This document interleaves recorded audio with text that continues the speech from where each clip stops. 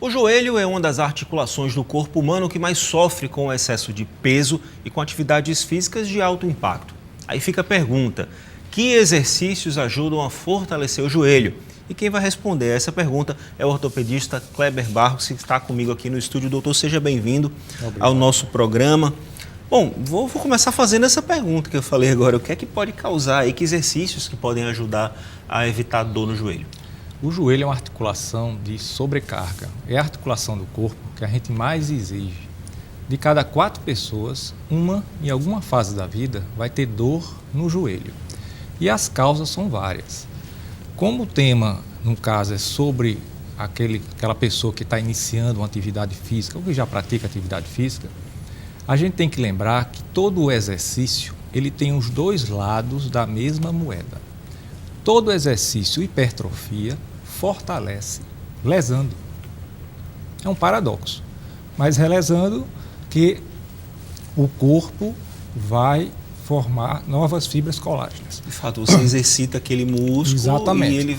E ele sofre pequenas lesões e é aquilo que faz o músculo crescer. É aquele aluno inicial da academia que no primeiro dia, no final do dia, né, ele vai notar que o corpo fica todo dolorido. São micro-rupturas. Então aconteceram micro-rupturas. O que é que acontece, na verdade? É que o nosso corpo ele tem 16 tipos diferentes de colágeno. E cada tecido tem o seu colágeno específico. O colágeno do músculo, dos ligamentos e dos tendões é o colágeno do tipo 1. Então a gente tem que lembrar que todo exercício lesa. São micro-rupturas.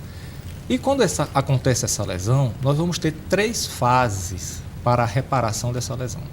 A gente vai ter uma fase inflamatória, que é típico da dor intensa. Muitas vezes o paciente se automedica com algum anti-inflamatório, mas com poucos dias, 3, 4, 5 dias, essa dor de 10 vai para 5.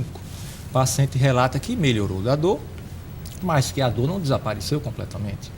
Ele sai dessa fase inflamatória. Tem gente, desculpa lhe interromper, tem gente que aprende a conviver com a dor, na verdade. Exatamente. Está sempre sentindo dor e acha normal, e não é bom isso. Esse é o grande risco, porque ele não está permitindo que haja a reparação da lesão. E ele vai ter novas lesões e vai agravar o dano. Em seguida da fase inflamatória, o corpo vai formar colágeno novo, mas não forma o colágeno 1, ele forma colágeno 3, que é um colágeno imaturo. Ele vai notar que a dor ainda melhorou, saiu de 10 para 5 para 3, mas quando ele tenta fazer um exercício, ainda sente dor, e assim fica uns 2, 3 meses. No final, ele vai entrar na fase de remodelação, quando o corpo transforma o colágeno 3 em colágeno 1, quando ele vai ficar bom de fato, mas esse processo pode levar alguns meses. É aí que ele precisa voltar ao exercício. É um paradoxo, mas o exercício é a melhor forma de estimular o corpo a formar colágeno 1. Então, a gente vê muitas vezes no consultório pacientes com anos com dor no ombro, anos com dor no joelho. E quando você entrevista esse paciente, ele estava sedentário em todo este período. Consequentemente, ele nunca vai ficar bom se ficar sedentário. Porque ele machucou aquele músculo específico. Exatamente. E não fez outros machucados que iriam curá-lo. É o paradoxo que o senhor falou. Exatamente. Ele não estimulou a conversão do colágeno 3 em colágeno 1. E a gente tem que entender que tem que ter um tempo, uma preparação. E entender, na verdade, que a dor é um amigo chato, mas é um amigo, é um aliado, é o sinal amarelo. É determinar o limite para aquele exercício. Quando dói, ele tem que parar, ele tem que diminuir. Ou até mudar de treinamento, não interrompendo a atividade, mas fazendo outro exercício, que não provoque dor, que também vai estimular a recuperação do tecido, a formação de colágeno 1. Então, na prática, a gente vê corredores que não querem parar de correr e se automedicam. E essa automedicação vai gerar, depois de algum tempo, uma lesão mais grave, que nós chamamos de fratura de estresse. É como se a automedicação mascarasse aquela dor. Então, eu estou sentindo dor, eu tomo um anti-inflamatório. O anti-inflamatório faz com que pare de doer, eu acho que estou bom e vou correr de novo. Aí na verdade, eu estou piorando a minha situação. Isso acontece, é incrível, mas no consultório, você vê pacientes que estavam com dor em uma perna, se automedicando, continuando a correr e tem o problema na outra perna. Ou seja, chega no consultório com o caso bilateral.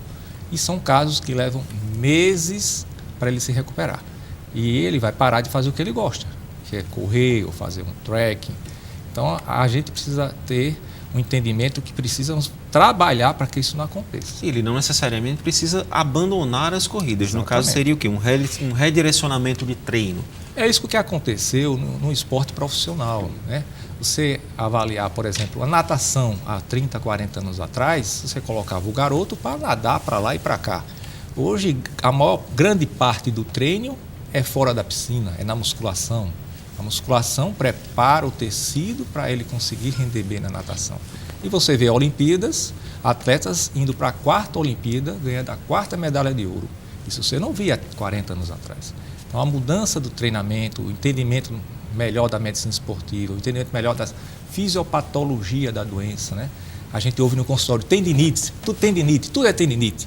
A gente vai para os congressos, ninguém mais fala em tendinite, fala em tendinopatia. Os laudos que a gente pega hoje em dia de ultrassonografias, de ressonâncias, vem escrito tendinopatias e não mais tendinite. Então, o que é que a gente diria assim? Qual é a causa das tendinopatias que são comum no esporte, no atleta? 50% das patologias no esporte são tendinopatias. Nós temos 650 músculos, cada músculo forma pelo menos 2 tendões, um proximal e um distal, 1.300 tendões, é o que mais vai adoecer no corpo. O que é que a gente diz para o paciente, então? Olhe, essa tendinopatia, ela pode acontecer de 2 maneiras. Pode acontecer por sobreutilização, que é no atleta, ele usou demais, exigiu demais. Mas pode acontecer nós mortais, no dia a dia, por subutilização. A gente para de malhar, o sedentarismo, vamos perdendo a reserva biológica que nós estávamos fazendo na infância. Se o camarada engorda, aí atrapalha mais ainda, né? Exatamente, porque ao ganhar peso, ele vai exigir mais da articulação. Imagine o joelho. O joelho, quando você corre, você aplica 7, 8 vezes seu peso de impacto no joelho. Quando você pula, chega a 20, 24 vezes seu peso de impacto. Se o seu peso corporal é maior do que deveria ser, o impacto aí vai... Eu já peguei pacientes no consultório, no primeira aula de funcional, que tem os pulos, pesar o menisco. É porque tem muita gente que acha assim, eu tô gordinho, eu quero emagrecer, eu vou correr na praia. Não é bem assim. Exatamente. Você tem que, de repente, o início seria uma caminhada, uma hidroginástica. Esse é o ponto que eu quero saber. Quais os exercícios recomendados para não lesar o joelho? Então, a gente precisa, então, se eu estou entendendo que eu preciso criar uma reserva biológica, eu tenho que fazer exercícios de baixo impacto. Então, você chega para o paciente e diz, olha, talvez começar no pilates, numa musculação, uma academia até muito mais prática, tem em vários locais, até mais... É ao contrário do que muita gente pensa, você pode emagrecer numa academia, existe treino específico para isso, você vai procurar o seu instrutor. E é uma preparação. Se você tem que entender que é uma filosofia de vida, exercício é a vida toda. Nós, na verdade, vamos perder até 40% da massa muscular ao longo da vida.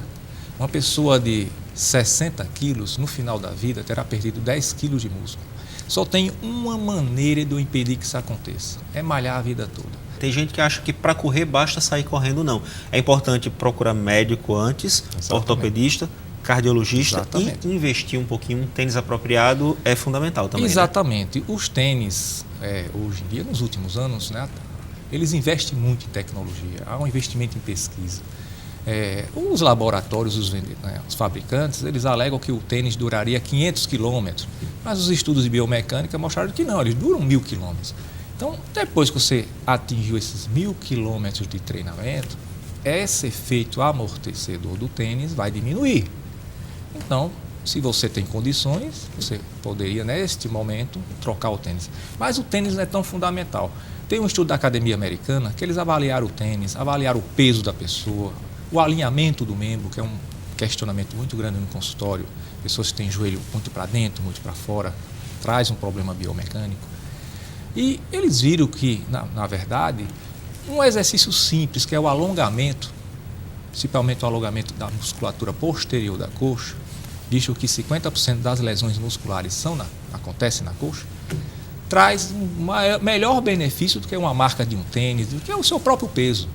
Então, você vai ver colegas, pacientes, conhecidos, que têm um peso acima, estão perdendo peso, chegaram a perder 40 quilos correndo e foi porque eles fizeram, de fato, um bom acompanhamento com algum Fizeram da maneira correta, né? No fim das contas, tem que se fazer da forma correta. Essa questão do alongar é muito importante, porque tem muita gente que negligencia isso, e negligencia mesmo. Não faz. Agora, doutor, a gente está falando muito de atividade física no exercício, mas as atividades do dia a dia, eu preciso ficar ligado na questão, por exemplo, da postura.